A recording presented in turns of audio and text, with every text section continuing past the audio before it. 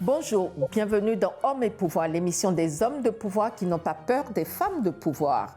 Je suis avec mon ami Pablo Michelot, rédacteur en chef du magazine L'Encre Noire. Ensemble, nous allons accueillir notre invité du jour, Guy Mushagalusa Shigewo, fondateur de l'espace Mushagalusa. Bonjour Guy, bonjour Pablo, comment ça va aujourd'hui?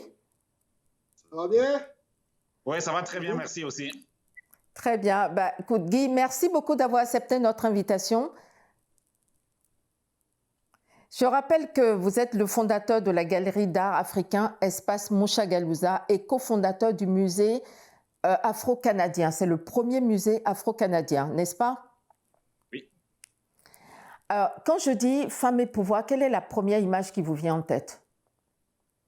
La première image qui me vient en tête, c'est l'image de ma propre mère, qui était une vraie femme de pouvoir, mais pas un pouvoir oppressant, mais plutôt un pouvoir apaisant. Alors, que signifie pour vous le mot pouvoir alors? Le mot pouvoir, c'est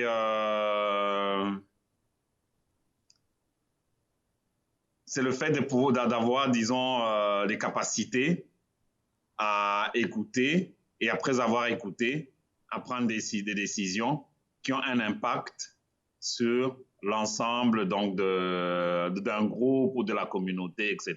Donc, il n'y a pas de pouvoir sans décision pour moi. Donc, pouvoir égale décision. Alors, comment est-ce que la capacité à décider se traduit-elle pour vous dans votre environnement personnel et professionnel? Oh, le pouvoir se traduit, bon, je ne sais pas sûrement un homme de pouvoir, mais c'est sûr et certain que comme je ne travaille pas seul, c'est sûr qu'à un moment donné, il faut trancher. Et donc, c'est ça, c'est les prendre des décisions qui vous permettent soit de régler des problèmes, soit d'anticiper certaines actions. Donc, le pouvoir n'a de sens que quand il y a la communauté. Donc, si on est tout seul, la notion de pouvoir n'existe pas. Donc, il faut, pour moi, je veux dire, donc le pouvoir a un lien direct avec la société, avec la communauté. Donc, il y a la personne qui est un peu comme un guide. Et le pouvoir ne vient pas de la personne, mais il vient plutôt de la communauté. La personne ne se donne lui-même le pouvoir. Le pouvoir vient souvent des autres qui vous désignent comme guide ou bien la personne qui peut trancher au cas où on ne peut pas le faire, disons, de façon collégiale. Bonjour. Bonjour, Pablo. Salut. Le milieu de l'art, c'est un milieu particulièrement restreint. L'art africain n'y échappe pas. Quelle est la place qu'occupent les femmes dans l'art afro? Oh, les femmes, elles prennent de plus en plus le pouvoir, si je peux dire. Elles prennent de plus en plus de place dans cette forme, dans l'art. Je dirais, traditionnellement, il y a certaines formes d'art qui étaient réservées aux femmes et d'autres qui étaient réservées aux hommes. Par exemple, la sculpture, les traditions des fabrications de masques, par exemple, quand on part dans l'art traditionnel africain. Ça, c'était vraiment de métiers, de professions qui étaient réservées exclusivement aux hommes.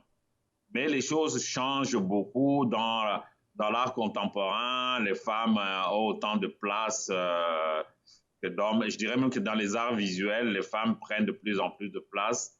Je ne dirais pas plus que les hommes parce que je n'ai pas des statistiques, on n'a jamais été mesuré, mais dans ce que moi je constate, je peux dire que en tout cas, il n'y a pas de discrimination. C'est vraiment très, très ouvert. C'est bien. Et à titre personnel ou professionnel, comment se traduit votre engagement pour faire accéder les femmes au fameux pouvoir?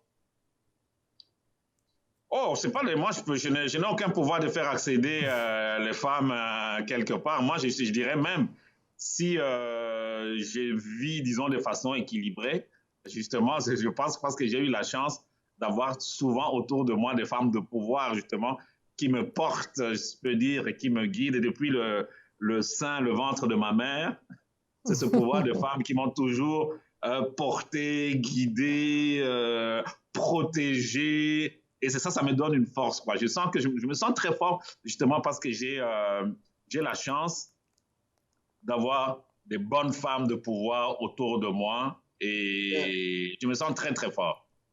Mais les faites-vous de la place pour qu'elles occupent? Êtes-vous une genre de courroie pour les aider à monter ou elles sont déjà là, c'est déjà établi?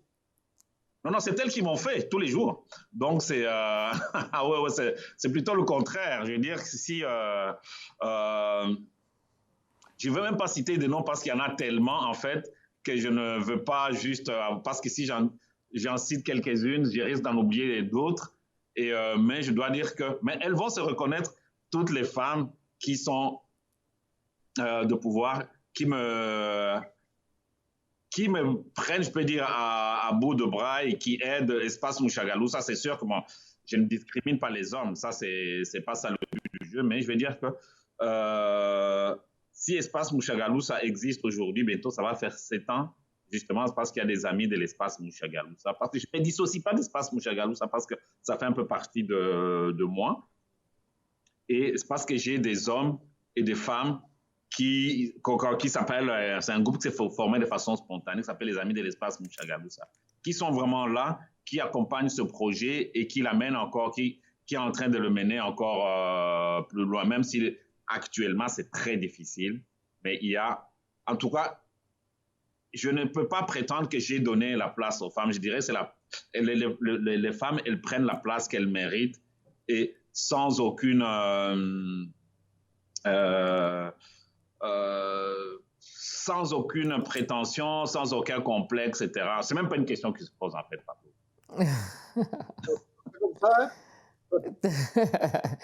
Très bien. Guy, vous êtes un des lauréats du mois de l'histoire des Noirs 2021. Que vous inspire cette reconnaissance? Cette reconnaissance m'inspire la gratitude. Et ici, la société québécoise, c'est une société qui est à la fois très, très ouverte et très accueillante, mais qui a aussi des mots qui nous font vraiment, nous, les gens de la communauté noire, qui nous blessent beaucoup, là, qui anéantissent une bonne partie de notre société et de notre jeunesse. Et le fait que le mois d'histoire existe, le fait que chaque année, ils reconnaissent certaines personnes, c'est une façon juste de donner un peu la force à cette communauté, mais aussi mettre la lumière à l'ensemble de la population du Québec et du Canada, je dirais même de l'Amérique du Nord, que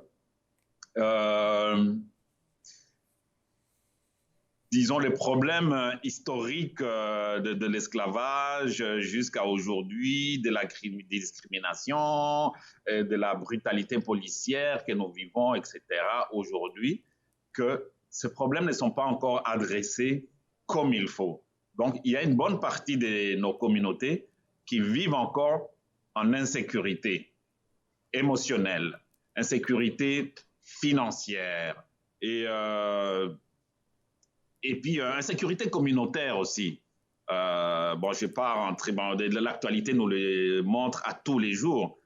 Quelqu'un comme, je ne vais pas passer à côté de l'exemple de Mamadi Camara, quelqu'un qui s'est comporté en très bon citoyen, il se retrouve 6 jours en prison. Et moi, qu'on dise tout ce qu'on veut, ça sent vraiment de la discrimination raciale et du profilage. C'est sûr que je ne suis pas au cœur de l'enquête, mais le peu d'informations qu'on peut voir à première vue, et ça nous insécurise tous. Donc, le mois de l'histoire des Noirs est très important. Le but, c'est que d'ici quelques années, qu'on n'ait même plus à célébrer ce mois-là, à le souligner. Mais pour l'instant, ça reste encore très important. C'est un outil éducatif de l'éducation populaire de la masse qui est important. Et il y a énormément de bon travail qui s'est fait aussi. J'ai parlé du côté négatif, mais aussi il y a du bon travail que des organisations comme le mois de l'histoire des Noirs, et il y en a d'autres aussi qui font vraiment ce travail de sensibilisation pour qu'on puisse juste vivre tranquillement, en paix, tous ensemble. Donc le mois de l'histoire des Noirs est très, très, très important. Et moi, je suis très heureux d'avoir été reconnue cette année. Et cette reconnaissance, je la dois à toutes ces personnes qui sont toujours avec moi pour monter des projets. On fait des ateliers pour enfants, on fait des ateliers intergénérationnels et c'est vraiment ouvert à tout le monde. Ce n'est pas juste quelque chose de hyper fermé sur sa communauté, mais c'est quelque chose de très, très ouvert. On accueille des gens de toutes les origines, mais en étant toujours fiers de notre africanité. Et quand je parle d'africanité, c'est tous les enfants de l'Afrique qui soient partis il y a 400 ans ou qui soient partis il y a 2 ans. C'est les enfants de la même mère et voilà. Très bien. Bah, écoutez, sur ces mots, nous allons marquer une petite pause et on revient dans quelques instants, Guy.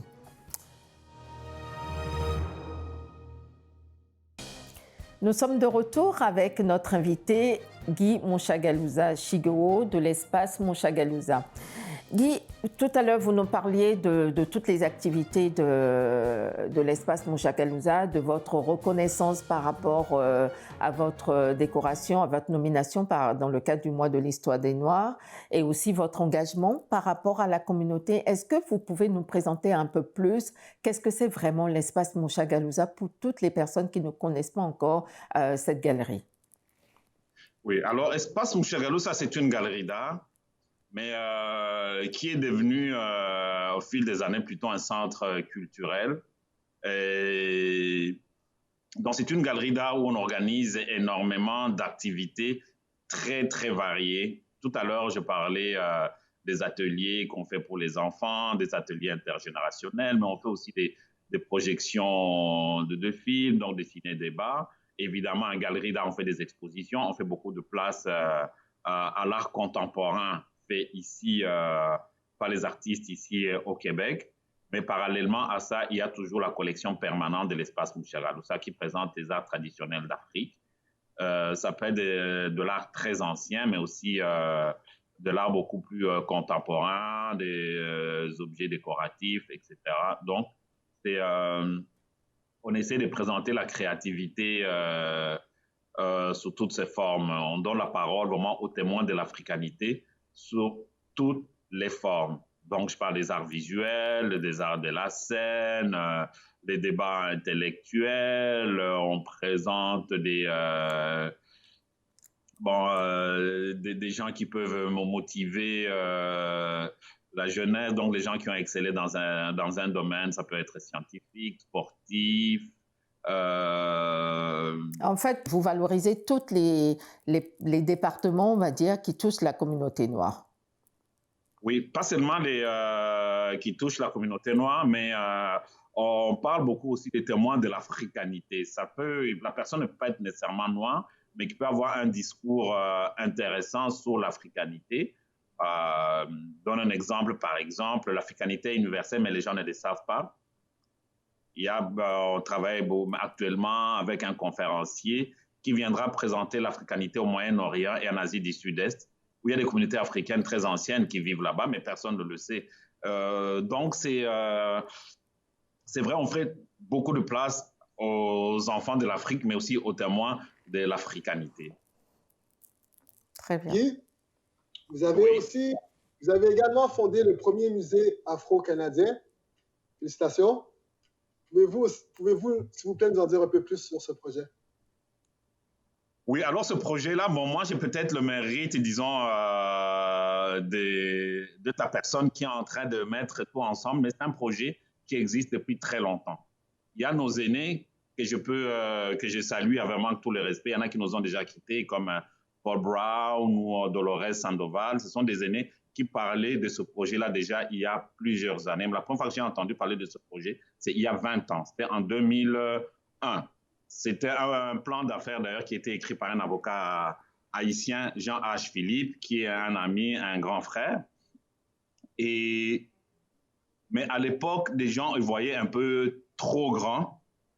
Et moi, je peux dire ce que j'ai pu faire, c'est un peu faire la synthèse de tout ça et commencer par quelque chose qu'on peut dire qui est beaucoup plus petit, mais qu'on va tout mettre en œuvre pour que ça puisse évoluer.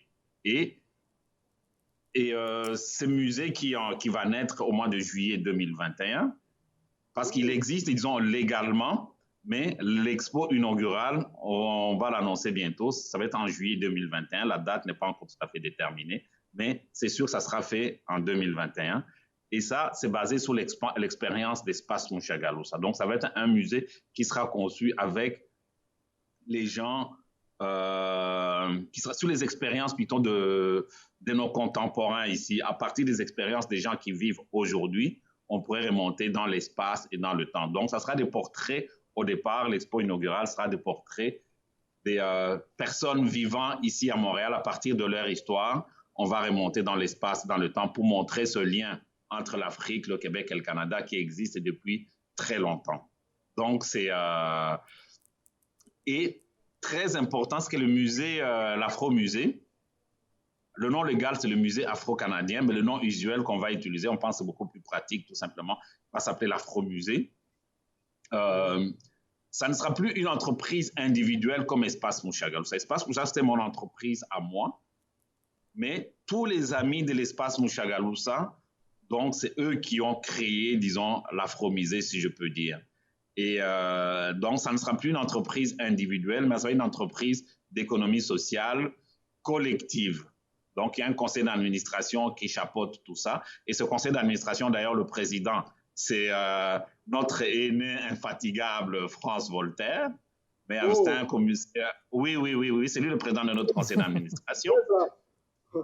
Oui, et mais il y a d'autres administrateurs aussi. Jean-François Leclerc, qui est l'ancien directeur du Musée d'Histoire de Montréal.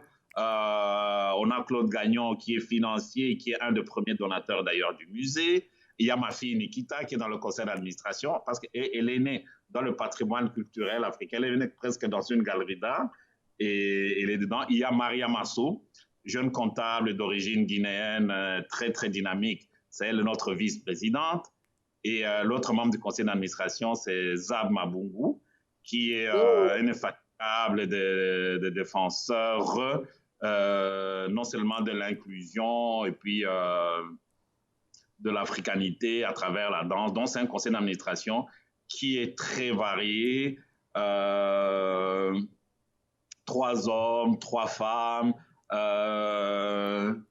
des gens un peu plus âgés, d'autres un petit peu, et puis la jeunesse aussi. Donc, et puis, c'est évolutif. Donc, c'est vraiment un conseil d'administration de démarrage, et c'est des gens qui sont dévoués.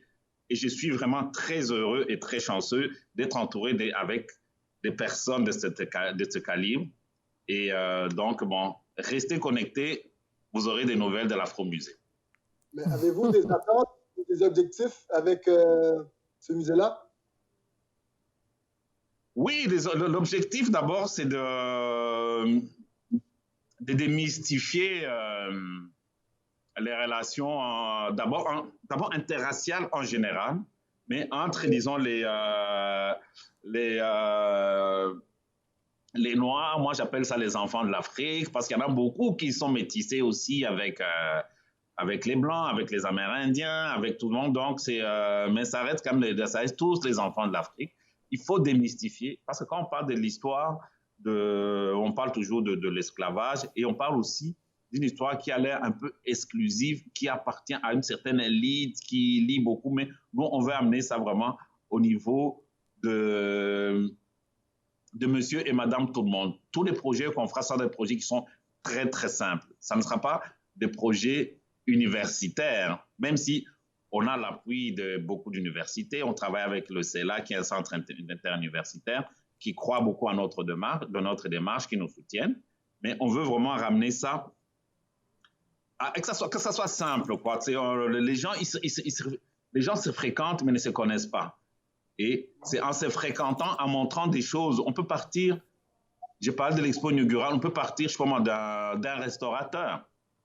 Et à partir de l'histoire des restaurateurs, on va connaître l'origine de certaines épices, on peut remonter dans l'espace et dans le temps, je dirais même dans le goût. Et donc, c'est des choses qui sont très simples et accessibles. Ça ne sera pas, je pense que nous sommes vraiment dans l'innovation. Ça ne sera pas le musée où on va nécessairement regarder et contempler les collections.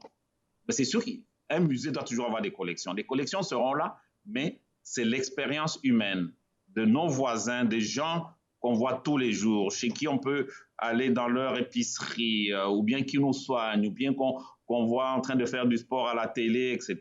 C'est à partir des expériences de ces gens-là qu'on va découvrir cette relation, qu'on aimerait qu'elle soit encore moins problématique qu'elle est actuellement. Donc, la démarche, comme de tout musée, est éducative, mais aussi l'accessibilité, très accessible. Donc, ça va être un petit musée qui sera aussi mobile. Donc, le musée pourrait se déplacer à certains endroits où il est invité. Donc, ça sera un musée qui sera très facile à transporter. Voilà. Très bien. Guy, notre entretien touche déjà à sa fin. Nous avons... c'est passé extrêmement vite. Mais avant de conclure, si un petit garçon regarde cette entrevue et déclare « Quand je serai grand, je voudrais être Guy Mushagalusa Shigo », vous lui diriez quoi? Je lui dirais oui. Je lui dirais c'est pas une bonne idée. Il faut qu'il soit mieux. Qu'il m'observe très très bien et qu'il fasse mieux. Très bien.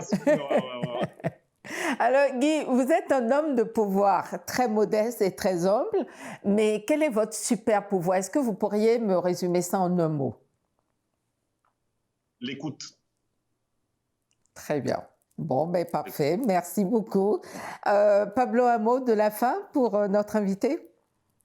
Très heureux d'avoir rencontré Guy aujourd'hui. C'est excellent son travail, qu'est-ce qu'il fait. Il y a des marches historiques de ces galeries d'art, de ces œuvres d'art qui montrent à tout le monde. C'est très enrichissant pour toute la communauté, la collectivité en général. J'apprécie beaucoup. Voilà. Très bien. Mais en tout cas, merci beaucoup Guy. On suivra avec beaucoup d'attention le lancement de l'Afro-Musée et dont on est extrêmement fiers déjà avant même de l'avoir vu. Je pense que c'est un beau cadeau que vous faites à toute la communauté noire, pas seulement canadienne, mais mondiale. Et je pense que ça va inspirer, je suis sûre, des petits en tout cas. Merci de m'avoir invité. Je me sens vraiment très fier et très honoré. Et donc, restez connectés. Vous faites partie déjà de ce projet d'Afro-Musée, donc vous allez en être des porte-parole. Absolument, okay? Ça sera avec grand plaisir. En tout cas, nous vous souhaitons encore un très bel mois de l'histoire des Noirs, puisque vous êtes lauréat et on vous félicite encore pour toutes les choses que vous faites et on restera à votre côté, à vos côtés sans aucun problème. À la prochaine. Merci Carole. À la prochaine. Merci Pablo, merci beaucoup. Merci beaucoup à tous les deux. Merci Pablo d'avoir été avec moi aujourd'hui. C'était Hommes et Pouvoir, l'émission des hommes de pouvoir qui n'ont pas peur des femmes de pouvoir. Si cette émission vous a plu, n'hésitez pas à nous soutenir en allant sur tous nos réseaux sociaux, mais bien évidemment sur notre chaîne YouTube et sur notre chaîne www.femmesetpouvoir.tv. Je vous dis donc à très bientôt. Merci, bye bye.